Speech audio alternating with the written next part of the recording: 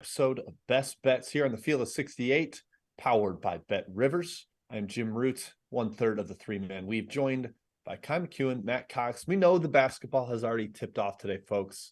Lots of good games already off to a great start here. That's all right. We're still going to get into what we still have to come. Plenty to look forward to today. A huge day of conference tournament ball. But real quick, we're going to look back on yesterday. Kai, I'm going to start with you. What did you see out there on the lovely courts on Wednesday, college hoops? Well, Jim, we got two more right teams in the field last night with Montana State and Colgate. Good.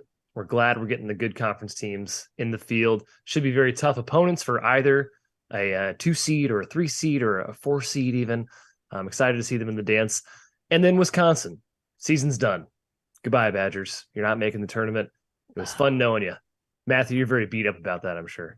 Yeah, that was my take. I was just going to do the old Wisconsin and the home plate umpire. You're out Send of them. here. You're out of here. Gone.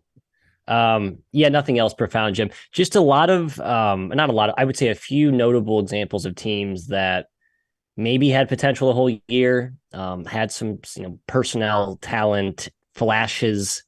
I mean, St. John's is the one I wanted to mention, and sure enough, right now, look what they're doing to Marquette, right? They put it on Butler. Not that that deserves a medal. Everyone's put it on Butler all year, but just that type of it's a prototype of team that I think kind of figures to play well in this postseason conference tournament setting. So we'll see if that keeps going for the Johnnies. My takeaway is that I've completely lost the ability to pick an under. It's gone. I just have I'm not even close. No under I bet is even has a chance anymore. So, and yesterday was even like a balanced day. I think unders went 19 and 17. It's gone. So if I pick an under, take the over. That's the way to go. That's where we're at right now. All right, let's get into today, guys. Big 12, obviously huge. We've got Iowa State and Baylor already tipped off, but we're going to talk Kansas, West Virginia. Big quarterfinal there, the 1-seed Jayhawks. Matthew, they're missing their head boss today. Mr. Bill Self is in the Kansas hospital system. Sounds like he's doing okay, receiving great care. They seemed very optimistic in their release, but he won't be there. And he has kind of owned Mr. Huggins, 11-4 against the spread, last 15 between these two. Bill Self has been. But Huggy covered last game. Bill Self's not there. Do you throw that out? What are you looking at with this one? Yeah, I mean, first off, as you mentioned, T's and P's for Mr. Self. Sounds like it's nothing life-threatening, which is great. But in this game, from a handicapping perspective, there's been some money that's come in. Well, actually, it's kind of balanced out at this point. Open 2, it's pretty much sitting at 2 right now. I think people view that line as too short. Analytics don't confirm that, and I actually kind of lean toward West Virginia, Kai. Just the way they played yesterday, looked awesome. Sharing the ball, making shots, getting to the rim relentlessly.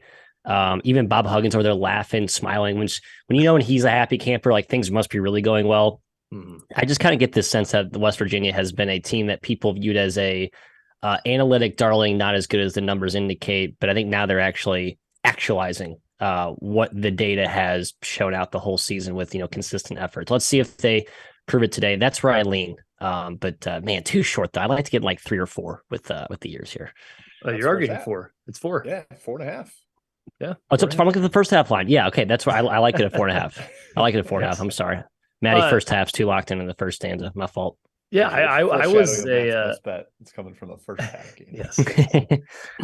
I was a West Virginia non-believer in terms of their analytic rankings, but yeah, impressive winning against Texas Tech yesterday. Hey, Market's not quite a believer in them either, though. Ken Pom says it's 2. Market's 4.5. I think that's more the correct line here. West Virginia certainly played themselves probably, I won't say certainly, into the field yesterday with that win, especially since the committee kind of calls it quits today anyways. They gave them a good game. West Virginia gave KU a good game in Fog Allen about a week ago. Their intensity, their rebounding ability, their toughness, it always gives them a fighter's chance in these games. I do lean towards their way as a 4-point dog here. Jim, I do think KU wins, despite no Bill Self on the sidelines. Being in Kansas City helps, and KU's just rock solid. But West Virginia at +4, +4.5 is the way I'm leaning on the number. Yeah, there's only a couple games left for Eric Stevenson to screw me here. And when I go against him like I did yesterday, he is hot. And then today I'm looking to back him. I lean West Virginia pretty seriously here too. I'm sure he will be frigid, ice cold. No Wagi for West Virginia. It takes away a little size where they could actually probably beat up Kansas inside. But then the other end, like if Jimmy Bell's out there, West Virginia might be in trouble guarding in space. Kansas is going to move him around and get downhill off penetration. West Virginia was actually really competitive in Fog Allen just a couple weeks ago. So perhaps there is something here. They can hang around neutral court here. Probably a very pro Kansas crowd, though, in KC. That may be a little bit a part of the handicap. Lean West Virginia against the market here. Not confident enough to just jump in and punch all the way back. Maddie Hitmonchan style. Not going to get there. Are we surprised the line hasn't really moved since the Bill Self news? A little bit. I'm not sure it should. I'm just kind of surprised that it hasn't moved a little bit. Right, I think we should give more credit to the market. Prep and everything. Right. I think the market's just maybe smarter than we give it credit for sometimes. I'm not saying it's dumb. I'm just saying I'm surprised. I am a little surprised too. I'm coming around to the realization that maybe I shouldn't be surprised, that I should give the market credit of the benefit of the doubt. Maybe. Back to you. Let's go Big East. UConn versus Providence, big one there in the Big East quarters. UConn a 7-point favorite. Bakai, Providence's dog. We talk about it a lot on this show. Cooley at Providence, 107 and 75 and 3, 58.8%. That's all locations. He's better as a road dog. It goes up when he's on the road. But now we're talking neutral. He is 7-2 in his last 9 as a dog. However, they got blasted by UConn like 2 weeks ago. Totally outclassed. Are you seeing that happening again here? Yeah, Cooley Magic versus arguably the best team in the country right now from a current form perspective. UConn, like you said, Jim, they bounced back in game 2 after that first Providence lost. Won by 18. Bloodbath on the boards grabbed 55% of their misses, and they crushed Providence in the paint. Sanogo was 7 for 8 from the field. They just have so many weapons and tend to overwhelm teams. They can do that to Providence, but there is some talent on this Providence team as well, Matt. Bryce Hopkins, first-team All-League player. Jared Bynum, obviously a very sturdy senior point guard. Ed Croswell, big and strong. At 7 points, I tend to lean towards Ed Cooley, his voodoo magic that he practices when he covers as an underdog at a 60% clip. Leaning towards Cooley and the Friars at 7. Think UConn wins it, though. Agree. I lean toward Providence as well. Mine's more more based on a technical situational angle. Providence off 2 losses. 2 games in which, the one before the Seton Hall disaster, they played pretty well against Xavier. I just think they've come out and played better today. Just kind of one of those weird situations where you see a team that struggled in the regular season finale or just right before, kind of snap back into it. And Connecticut has just been absolutely rolling. The question is, are they just so good that maybe even a letdown Connecticut performance is still too much to overcome? I don't think it is, because you're getting Ed Cooley as a dog, as you guys just talked about. So I lean 7. I lean that way at 7. You can find it. I think it's mostly 6.5 though right now. Yeah, I think there's a challenge in the locker room of you got punked and embarrassed last time we played these guys. You need to keep them off the defensive glass. That's not typical for Cooley's teams. They're tough. They battle on the boards. I don't think they'll get clowned on the glass like they did. I wonder, Matt, if there's any distraction about the swirling Cooley Georgetown rumors. Like, it seems like those have a little more legs than Providence fans want to believe.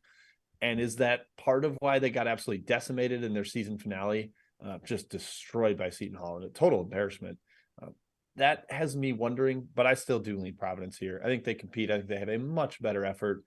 Tend to like teams off a blowout when they have a really good coach that can kind of lock them back in.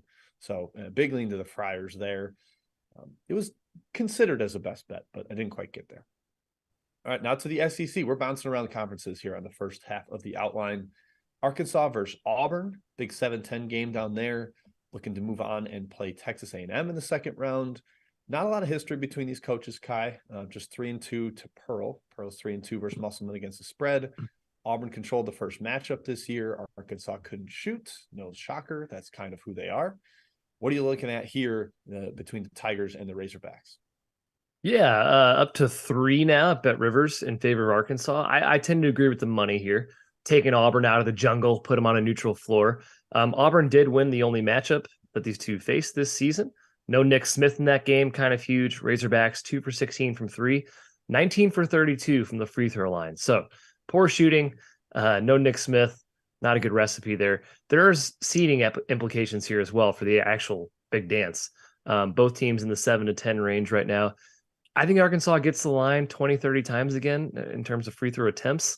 Hopefully they hit him this time. And Nick Smith, man, we said before, total game changer, much better with him on the floor, obviously the lottery pick. impacts the game.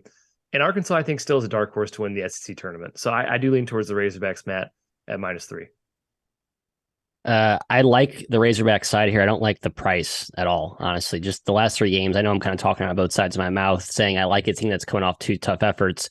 But look at the Arkansas defensive performances the last 3 games. 86 Bama. I know that was a faster paced game, but still the efficiency wasn't great. Tennessee gave up 75 in a 66 possession game, and then Kentucky 88.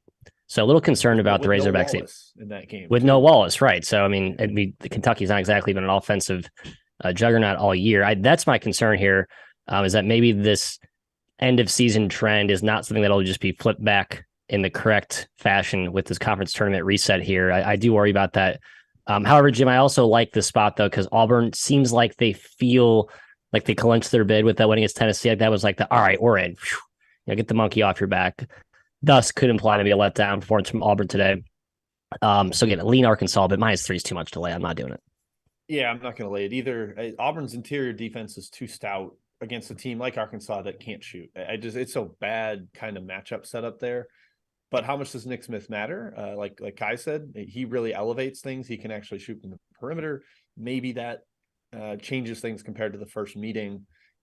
Also, Auburn only had 8 turnovers against Arkansas. Like Arkansas, you need to get out and run a little bit against this defense. If you can't do that, you can't get Katie Johnson going in transition, Wendell Green in transition, then I think they're going to struggle again. So, well, yeah, situationally, I lean Arkansas. I can't get there on matchup and price. So sitting that one out.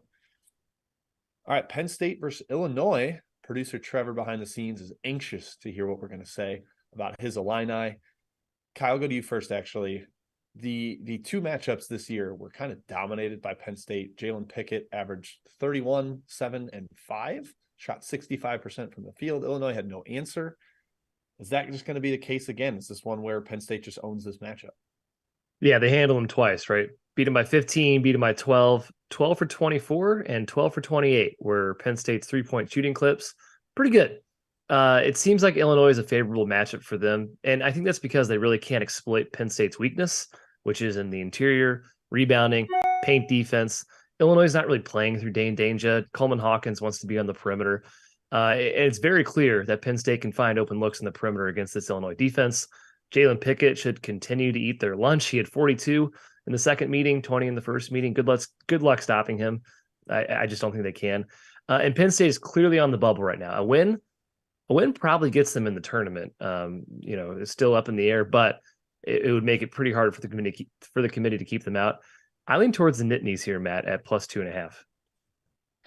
I like Illinois. Fool me once, shame on me. Fool me twice, shame on you. Fool me thrice, shame on all of us. Whatever. I think I'm just going to fall in this trap again, but I do think Illinois is a better team. I know the first 2 matchups clearly did not bear that out, but I believe that was just more of a matchup thing than it was an actual caliber of team thing. I think Underwood will make the adjustments today. Still worry about the match with Pickett. It's not like they found someone out of the blue who's going to all of a sudden guard him. So I'm probably being a little bit foolish and short-sighted as I emphatically endorse the Illini, Jim, but that is where I lean.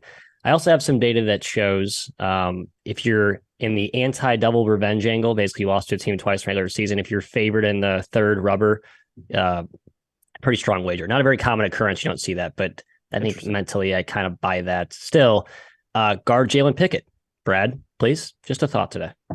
I think they're going to try. I just don't know if they can. He was bullying smaller guys into the post. He was taking this bigger, slower wings off the dribble. I kind of perceived Illinois as having the guys that could guard him and match up with him, and it just didn't work out that way. And to add to Kai's point about Illinois not exploiting Penn State's soft interior, Robbie Hummel called Illinois allergic to driving, which I think was hilarious. Like they just kind of want to pass around the perimeter and end up getting an ISO, chuck up a shot. When Terrence Shannon gets downhill, he's like impossible to stop, but he doesn't really want to do that. It's like he's in love with his jumper a little bit. And against this Penn State team, you can't do that. You got to force it to the rim and either get their only big and a half in foul trouble or just finish because they don't have much rim protection. So I'm going to lean Penn State there. I think it's a matchup that they really, really control. And if they win, like I said, they could be in the big dance. And if they're in the big dance, you can back them and run your pool, folks. Field 68 is running a pool with Run Your Pool, partnered up. Rob Doster's very excited about this, a company he is very fond of. He's worked with them before. They've got all different game types, got squares, head-to-head, pick X games, etc. All kinds of goodies as we head into March Madness here. So you might as well run your contest with them. And hey, Field 68's running one. You can sign up at runyourpool.com/FIELD68. That's Field 68. Fill out a bracket and you'll be eligible to win $1,500 that they're giving away for free. You do not have to pay to sign up, but you will still be eligible for those winnings. That's pretty sweet. So get in, folks. That's runyourpool.com/Field68. See you on March 12th. Hey, that's in 3 days, Selection Sunday. Ooh, that's exciting. All right, let's get back to the outline here. Back to the Big 12. TCU, Kansas State. This is a difficult handicap, Matt. Ooh, Chatma part one? Oh, yeah, you're right. Ooh, let's go Chatma. Thank you, Kai. Can you imagine ignoring the chat? I would never ignore the chat. I got your back, chat. Good. San Jose State, No, you Nevada. don't. Let's start there from Paris. Matt, you get the first question. San Jose State, 4.5-point underdogs. I took Nevada because I'm a fool and I like fading Tim Miles, who is the best coach in college basketball and has done nothing but print money for his backers this year. However, I do think it's a good spot for Nevada off 2 straight losses. And from a bubble at large standpoint, bracketologist, I'll defer to both of you. I think they need this one, right? Like this, I think you get all the way locked in, motivated Nevada. They're Yes. right. Need it, but yeah, I don't think San Jose State's going to roll over. The one thing Kai, that I'm sure you'll bring this up. Nevada has smashed them twice, like totally killed them. Yeah, I wasn't going to bring it up. I'm glad you did. I'm glad you did. All right. Yeah, San Jose State also not great away from home, right? I think that they really, I'm not going to say that as a blanket statement, but they were much better at home, I think, this season. Jim, you get from Ethan, Coppin State and Norfolk State. Norfolk State laying 10.5 in the MEAC tournament. It feels a little high. Norfolk was not great towards the end of the season. Coppin could be a reset button postseason, really, really underachieved during the year. So I would lean towards Coppin State, but I also think Norfolk underachieved a little bit during the season. They could roll through this tournament, and this is in Norfolk at Scope Arena, not the home court of Norfolk State, but very, very nearby. Crowd should be pretty pro Norfolk. Yeah, favorites were awesome in this conference tournament yesterday. Complete demolition balls. Yeah, my goodness. Matthew from Matthew, UC Davis and UC Riverside in your favorite conference, the Big West. UC Riverside is a 3-point favorite. I kind of lean towards Davis. Took some money there, yeah. Yeah, at 3, I think I agree with you, Kai. However, Riverside's been playing really good down the stretch. I think the number at 1.5, the opener was sharp. At 3, I'm tempted to back Davis, but not enough to hop in. So nothing profound for me. Davis got Beasley back 2 games ago. That sort of helps. Yep. Fully healthy. From Kelly and a few others here, NIU and Kent State. Kent State's laying 14 points. I thought that was pretty high, and I'm a big Kent State fan, but it seems kind of high for this tournament setting. Go to Matt. Matt's yeah, Northern Illinois. Have we not been paying attention to what they've done all year? And they had major injuries even late down the stretch on top of the loss of Keyshawn Williams, who was supposed to be the best player, and they were still competitive. I like NIU here. Maybe it's maybe they crack and their shot making regression monster that's comes back and hits them right in the face. But I just think they're actually good shot makers. They're talented guards. They're legitimately good on offense. I think they stay inside the number. Jim, the worst ATS team in the country is Tulsa. They are 4-23-2 against the spread. They're 15.5, 16-point underdogs to Wichita State. What are your thoughts? If Pritchard and Griffin are out again, I would just keep fading this team. I think they're truly horrendous. I also maybe would go first half because maybe Tulsa fights back, season on the brink. If they get down big, perhaps they backdoor it. But if those guards are out, they have no shot creation. Wichita's actually fairly feisty defensively. I can't recommend Tulsa. Can't do it. You're not going to make me. I bet Tulsa. You've been betting all the stinky teams in the tournaments, and they've been doing pretty well, right? Yeah, pretty good. But when they lose, man, they lose bad. Yeah. Not that matters in this, but yeah, the losses sting pretty badly when they don't. And Wichita State, I mean, they're not going to beat anyone by a margin, right? They're kind of a play down to competition, play up to competition team. I don't know. Tulsa stinks. It's just incredible. You'd be up like 18-ish units by just fading Tulsa the entire year. Yeah, insane. $5,000 on the opponent every time, and you're up $100,000. Whatever. Awesome. All right, betting's easy. Matt, you get LaSalle and Fordham. Fordham -6.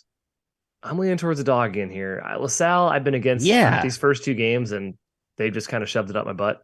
Your thoughts? LaSalle's been good. I don't think that roster is devoid of talent. I think Brandon Dunphy is a while he's old and maybe past his prime, he still can coach, and he's clearly proven that. I don't get why Fordham is taking so much money. 6 on neutral, really? Like, I know Fordham's played much better this year, but they're being priced like they're a bona fide A10 front runner. I don't think they've earned that yet. Big pro Fordham crowd there, Maddie, I bet. Yeah, that's true. At the Barclays, not exactly Rose Hill Gym though, Jim. Let's be honest. All right, Jim, let's get a couple Pat questions here. First one is Grand Canyon in Seattle. The Lopes are 2.5-point favorites over the higher seeded Seattle Redhawks. I kind of lean Seattle. I think this is a team that will be better offensively now in the tournament after a horrendous year. Just could not make shots from pretty much anywhere in the court, inside or outside the arc. Grand Canyon's not been a good defensive team, though. They have been more of an over squad. Ray Harrison's been a total machine since Jovan Blacksher got hurt. So I lean Seattle. Kai? Matthew, I know you will have an opinion on this game. It's your Bows against Cal State Fullerton. Hawaii is a 1-point favorite. I think Fullerton was favored. I think this flipped to Hawaii fave. If I'm remembering correctly here. Your right, thoughts? Yep. I got to go with the Bows. It's just kind of tough to back them on the mainland. I think they just have like an inherent, point and a half disadvantage against the teams that are on the mainland. And Fullerton's been quietly really good down the stretch. Kind of worry about going against that momentum, but still I am a Bo believer and Bo backer until I die. So I like them here today. Cheap price too. I think they're a good conference tournament futures bet in this format too, but tough opening round draw for sure. Tough draw in general. Yeah. You get past here, you get UC Irvine. It's a tough Irvine league. It's a really, really good league. Like first top 6 teams. I would say 7, but Cal Poly beat Beach, which surprised me. Cal Poly's good. They're back. They're back. Matt, the naysayer on Cal Poly, flips it and goes Cal Poly. Smart. Jim, SEC matchup, Vanderbilt and LSU. Vanderbilt minus 4.5. Question in the chat, thought it was a little bit short, but no Liam Robbins, obviously. Yeah, I think Liam Robbins is worth like 3 points on a line. So him out, yes. If he was in there, this was 4.5, I'd be smashing the Commodores. LSU looked fairly competent yesterday, albeit against Georgia, who is they just absolutely tanked to end the year. So I have a slight lean to LSU, but Vandy probably has a coaching edge here. I'm sure Matt would vouch for that. No Robbins just makes it's tough for me to step in that game. I like LSU. I agree. Wow. Matt, okay. LSU. Yeah, I do. I like LSU. Matt, this game tips in 8 minutes. Asked from Daryl here. Ball State and Ohio. Apparently Boogie Coleman is back for Ball State. Yeah. Ohio it's basically a pick. Ball State -1. Your thoughts? Ball State taking money right now. If it hits 2, I'm going to be an Ohio boy, I think. I just think it's the one team in this conference that's been slept on. Great coach, had success in this format before. Ball State, while they've been kind of a sneaky, darling of this conference all year, I think their injuries are still lingering. I don't think Coleman's 100% healthy. I don't think Sparks 100% healthy. I think that matters. All right, let's go back to the rundown. Mr. Jim, got the rest in the holster. Now we can talk Big 12. I'm so sorry, Chat Mob, for almost skipping over you. Very disrespectful. TCU K-State. Yeah, Matt, very difficult handicaps. I was saying, what is going on with TCU right now? Eddie Lampkin stepping away from the team. Some allegations of weird abuse or behavior by Jamie Dixon. As a TCU believer, I'm trying to frame it as a Kobe King, Wisconsin situation where he was so mad at guard, but the team rallied around it and was fine without him. I don't know if that's going to be the case with Lampkin here. TCU a slight favorite. I'd see -2. Where are you looking in this game? You got to factor in the crowd, Kai. It won't be Bramlage loud, but certainly a pretty strong home court contingent. Did you see that double eyebrow from Kai there? That was pretty good. Yeah, Kai's good at that. He doesn't do it enough. I agree. A talent he tends to mask. But anyway, I like K-State here. I'm not really betting against that angle, Jim. I just think it's a pretty cheap price without Lampkin. With that kind of quasi home court team that we maybe forgot about down the stretch. Obviously they played their best when it seemed that at least when the stakes were highest, or at least the spotlight was the brightest early in the conference season. I think they come back and play well here today. Kai, just a gut lean for me. I like K-State. Yeah, I think TCU being favored by 2 is kind of interesting. Ken Pom has K-State 1. Bart Torvik has it pick since February 1st. Bart has it pick as well. And we know there's no Lampkin, and we know the Instagram messages are strange, and perhaps that lends to questions in the locker room, or it could be a Kobe King thing, like Jim said. Who knows? We don't. K-State's also a great team, and I think their chemistry is pretty sound. I think Jerome Tang is a chemistry master over there. Both teams dominated each other at their own places, but the caveat here is TCU did not have Mike Miles against K-State at Bramlage. Only a little bit of an important factor there. It's going to be physical. TCU should win the glass battle even without Lampkin. Tons and tons and tons of athletes to throw Keontae Johnson. If you made me pick a team here, I would take TCU to win, but I think there is value on K-State at +2. I think these teams should just be a pick on a neutral, Jim. Kyle, you basically went down my list of points and hit them all. So thanks a lot. Much appreciated. Nice job. I considered going K-State best bet here, but I think that maybe that's jaded by my fear that TCU might be a little fraudy. Part of that February 1st stuff is that Miles has been out. So I think maybe that tilts the line. Like when he's in there, they're just a different team. But they also got smashed by Oklahoma to end the year, which is starting to punch a hole in this team rocks when he's playing. So I'm going to sit this one out. Hopefully TCU rallies and looks good here. I think they could go on a run in this tournament if they do, because they've matched up really, really well with Texas 2 times. But we'll see what happens in this meeting. All right, the other Big 12 game that is yet to tip, the aforementioned Longhorns. Texas taking on Oklahoma State. Texas has taken money here. Kai, it's up to Texas minus 6.5. Yeah, so a little bit of money, maybe not as much as I had initially believed. Oklahoma State looked pretty solid yesterday, triple sweeping their Red River rival. You think they keep rolling today against Texas and punch their ticket to the dance? They probably need this one to feel good about a tourney berth. If they lose, I think they're 18-15, which just not a great place to be in when you're trying to get an at-large. Texas handled them this season, 1 by 10, 1 by 14. Oklahoma State had 34 turnovers total in those 2 games, and now they have no Avery Anderson. I think that's going to be a huge issue today. Texas, we know, has way more talent, and they are way better scoring the basketball than Oklahoma State. It's not really close when you compare those two. I have a hard time seeing Texas lose this game, Matt, and I kind of lean their way covering 6.5 as well. Torn on this one. I was still jaded from backing Oklahoma State against Texas in both those regular season games.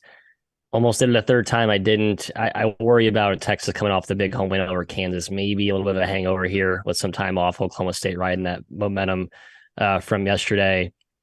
That's just all I got, Jim. Just a slight lean to Oklahoma State, but just don't trust this team without Avery Anderson. And I think the line's actually a little bit short given my concerns there. Yeah, I lean Texas. Like I said, I kind of believe in if you really took care of business in 2 different matchups this year, especially if they played out a little differently, like one was low scoring and one was high scoring, and Texas controlled both of them. So I think this is just a matchup where they kind of own Oklahoma State. And as Kai said, turnovers are already an issue. Anderson is very important. They were talking about him being back to basketball activities, but he's still wearing like a hard cast. Like I think it's all talk. Close. Yeah, he's not close. It's ridiculous. So yeah, I definite Texas lean there. To the ACC, where North Carolina is trying to fight their way all the way back into the NCAA tournament, but Virginia is taking money. They're now minus 2.5 after an opener of 1, Matthias. I think a lot of that has to do with Armando Bacot's health. He looked really shaky yesterday in the second half. And if you'll recall, first time these two played back in Charlottesville, Bacot only played 1 minute, was not really a contributor. Pete Nance also missed that game. So really shorthanded in the front court. Virginia won by 7. If Bacot is a shell of himself today, that's a real concern. How much is that in the handicap for you, Matt? And which way are you leaning? Yeah, that's the only thing keeping me off North Carolina here. Even at the better number at 2.5, the against the spread data pre this season with the Bacot thing, very favorable in the direction of the Tar Heels. I just think their shot making has been a good way to alleviate the pack line. And I want to go back to the same point I've been beating the drum on all year. This Virginia team just isn't that good. To continue to think they're a little bit overvalued in the market. They're obviously overseeded, but the resume, I guess, bears that out with the quality wins they've racked up. This touches 3. I'm tempted, Kai, but not overly eager with Bacot Gimpy. Yeah, UNC won their opening ACC game pretty easily. I still think they need this one to stay in the tourney picture. Will the guards step up? Caleb Love, RJ Davis, this is big time. This is the spotlight. This is where they kind of thrive. Even without Bacot, that could keep them in this game. They did split the series with Virginia after that first game, came back and won it. And Jalen Washington, if you recall in that game, who filled in for Bacot, he played great. He had 13 points against Virginia. Maybe they go to him a lot more in this game, and he kind of gets his mojo back from that game. I don't know how you can trust Virginia right now. They're 0-6 against the spread the last 6 games, 2-8 against the spread last 10 games. So it's not like they're in great form either. I do lean towards North Carolina as a dog, and of course hope that Baycott plays. Yeah, it was pretty close to a Carolina best bet here. I just think Virginia isn't good. When we saw it in the last time they met in Chapel Hill, it was like a clear UNC win, and the matchup should be okay for Virginia. They're compact pack line against a team that really can't shoot that well, but UNC still finds a way to out athlete them. They can kind of pick the pace up a little, and Virginia's offense is like the perfect one to go against if you have a little bit of defensive struggles. They're just not that potent. They're not playing Shedrick inside, so they don't have a finisher. It's really jump shot reliant, and I think UNC can at least keep them on the perimeter in that regard. So bigger lean towards UNC. Last one on the outline here, Villanova, another B school. Villanova and Creighton. Creighton a 5-point favorite at Madison Square Garden. Matt, if you recall, few days or like a week or two ago, Creighton was like a 3.5-point road favorite at Villanova. Now they're only 5 on a neutral. Speaks to the market's affinity for the way Villanova is playing. They completely clobbered Georgetown yesterday, and the matchup perhaps might play to Villanova here with the way Eric Dixon can move Kalkbrenner around. What are you thinking with this spread? Like I said, Creighton -5.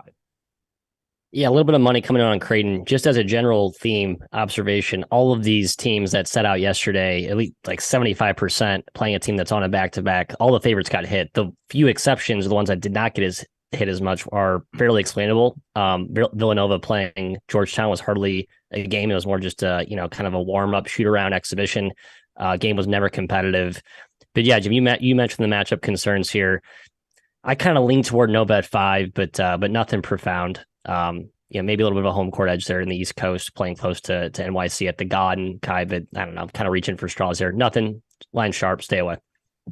Yeah, in the chat, I haven't checked this. So I'm going to trust you, Chris, blindly here. He says that Creighton's 1-9 against the spread, against the top of the Big East. Interesting that they're not really stepping up to competition. Yeah, I think Villanova's a tough matchup, Jim, for Creighton, and it's because of what you said. Eric Dixon being able to pull Kalkbrenner away. He can get hot. We know he can get hot. He showed it last game against them. So I do lean towards Villanova at 5. Nothing profound as well, but it just feels like the right play in the old gut. Yeah, I think I'd be on Villanova if it was a little higher. Like I said, they were 3.5-point road favorites, so you'd think it'd be like 7 on a neutral here, and it's 5. So the price continues to come down there. People's love for Villanova is very clear. But yeah, I backed Creighton. I think I had a best bet on him that game. Dixon had like 24 in the first half. He made 6 threes in a row. It was like, all right, there's no way Creighton can guard them if he's just going to be burying from deep. And we know Villanova's got plenty of potent shooters everywhere else. Creighton doesn't really force that many turnovers. Villanova takes care of the ball, so they're going to get shots up. I don't love that matchup for Creighton at all. All right, back to Chat Mob. Kai, what else we got? All right, we're going to start off with Michael, Utah State and New Mexico. Jim, Utah State -3.5. I'm kind of leaning Utah State. I think the common theory is, New Mexico's going to rally here and make a push towards the postseason, but they're playing like a really short bench. KJ Jenkins got banged up yesterday. Their usual 6th man. They're really reliant on the jump shooting of their 2 guards, House and Mashburn. Utah State's just a better jump shooting team. So I think this is probably going to be a ton of points, hence the very, very high total. It's like 158 or something like that, which is rare for a Mountain West tournament game. But I do lean towards the Aggies there, and I think they're also slightly better coached. Yeah, New Mexico didn't look very good yesterday against Wyoming. Kind of put a damper on things for me with the Lobos. Matthew, MEAC action, Morgan State, Maryland Eastern Shore from Gray. UMES -5.5. God, I don't know. These conference, I think this is actually my worst betting conference of the year, and I haven't bet many games in this conference. I do lean toward Morgan, just, semi-talented, but again, the injuries have pretty much decimated their season, so it's probably a fool's errand to blindly trust them here again. Nothing for me. All right, Jim, let's go Siena and Niagara in the MAC. Siena -3.5. I lean Siena here, but Niagara is kind of a feisty underdog that chunks up the game and makes it really, really slow. I just think Siena is significantly more talented, other than Thomason. Like Thomason might be the best player on the floor, even including McCullum. But Siena's also healthier. Down the stretch, they got 8 guys in and out of the lineup. I think settling in for the postseason, you get the best version of the Saints. So I lean to Siena, but I don't like fading Niagara as a dog. I'm going right back at you with a game that I know you have an opinion on. It's Cal Bap and Sam Houston. Sam Houston is -6. Yeah, I lean towards Cal Bap. Low scoring game, a low total game should help the dog. Cal Baptist seemingly a team that people were very in on in the preseason, sort of underperformed. I think Sam Houston overperformed this season. Maybe we see that correct a little bit. And then the 3-point splits, Cal Baptist loves to take them. Sam Houston gives them up. So maybe Cal Baptist knocks him down. And then the other end, Sam Houston lives by making like a ton of threes, or they're a very efficient shooting team. And Cal Baptist takes away the 3-point line as well as anybody in that league. So I think there's matchup and stuff that sets up decently for Cal Baptist there. Matt, Southern and Alabama A&M. Southern is -4. I like the Jaguars in this tournament, but is 4 too many? I lean their way pretty heavily here. I think this is just the whole thing with Southern is that they haven't gotten over the hump in the tournament. I think that narrative plays well in the tournament, and I'm going to use one anecdotal example, Northern Kentucky, from this earlier last week. So I think the Jags are just better, top to bottom, more talented, had a weird swoon down the stretch. I think because of that, you get a cheaper price to back them. It's a team they're just better than. So I like the Jags. Sean Woods, let's go. Jim, Pac-12 action from Chris, Colorado, UCLA. UCLA is 9-point favorites. We know Jalen Clark is not playing. Thoughts? What do I make of UCLA? What do we think without Clark? How are they going to look? I mean, they still got a pretty awesome roster. Between Hawkins and Campbell as the two leaders, the freshmen give them a lot of options. Singleton's a great shooter. KJ Simpson's been out for Colorado. You could maybe make a case that's helped them.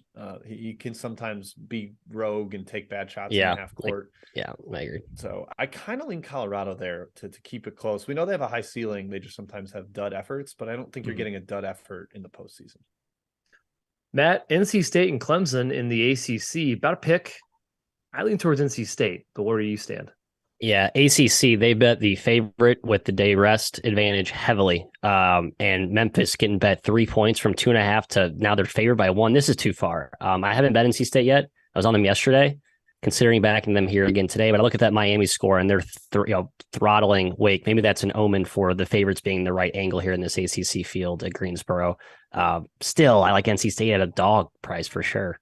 I like Clemson. I'm going to throw. They beat NC State by 14 and 25. Like they dominated this year, yeah, but twice. So it's true. They did do that. All right, Jim. Back to the Mountain West we go to UNLV and Boise. It's at Thomas and Mack. That pretty much didn't matter yesterday. 5.5 point spread here. Boise's favored. Yeah. Hey, how about I almost added Air Force as a best bet yesterday, and they lost by 8 in overtime. That would have been maddening on like a +6 spread. I kind of lean towards Boise here. I think their discipline, their defense gives UNLV a lot of problems, who's really reliant on Harkless just kind of bowling ball his way to the rim. Keyshawn Gilbert should be back for UNLV. He was suspended yesterday, so it gives them a little more playmaking. But Boise's just too disciplined. I think they're going to take care of business. They've taken a decent amount of money, I think, despite it being at Thomas and Mack. In the Big Ten, Minnesota and Maryland. It is Minnesota as a 13-point dog.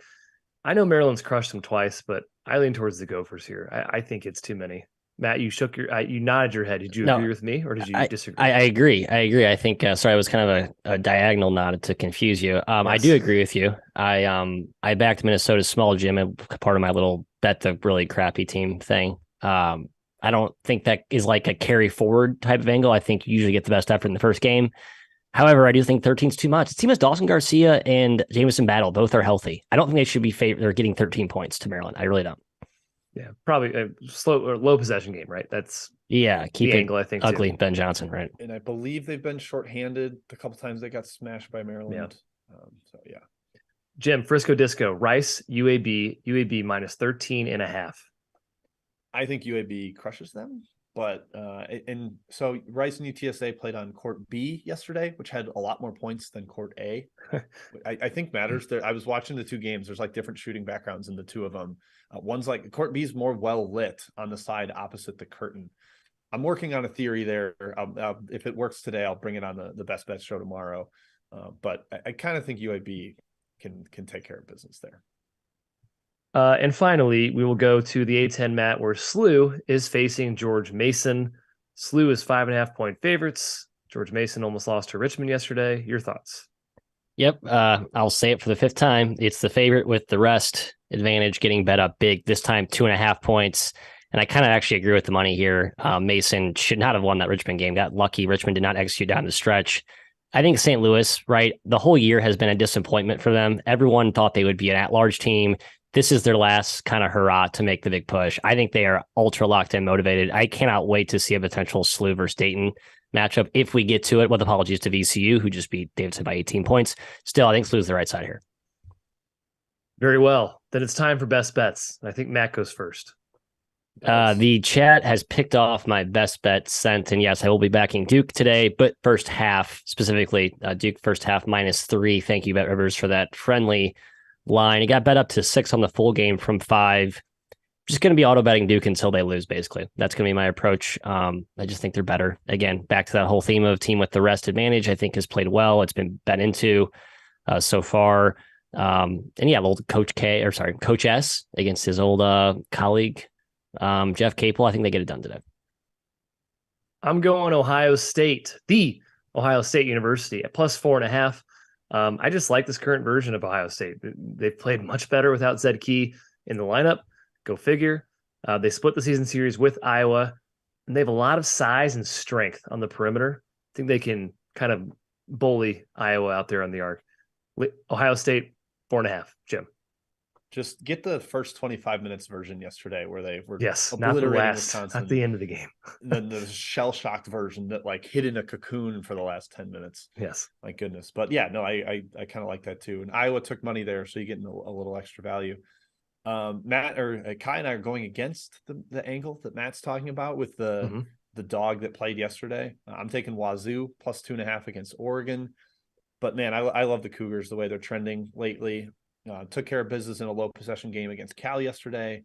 Oregon super inconsistent, and I just don't really trust their guards outside of Will Richardson. Wazoo's been really, really solid since they've gotten healthy. I think they're still a little bit underpriced in the market, being +2.5 here. I think it should be closer to a pick. Still think the Cougars are going to make a nice little run in this tournament. So I will go with Wazoo +2.5. That wraps it up. Thank you, everybody, for tuning in. I know the games have started, so we appreciate the chat hanging out with us through the show. Shout out to BetRivers. Shout out to Run Your Pool. Sign up there. Field of 68's invitational in that. That's it for today. We are back tomorrow, Friday at, I believe, 12 Eastern, correct? 11 a.m. We are back Central. At the earlier time tomorrow. Correct, Jim? Yes, 9 o'clock Pacific. Which is great for me since I'm going to a tennis tournament tomorrow. What? Can you believe that? More information about that tomorrow. But thanks for tuning in, everybody. Good luck with your picks today. Enjoy the big smorgasbord of games. We'll see you tomorrow.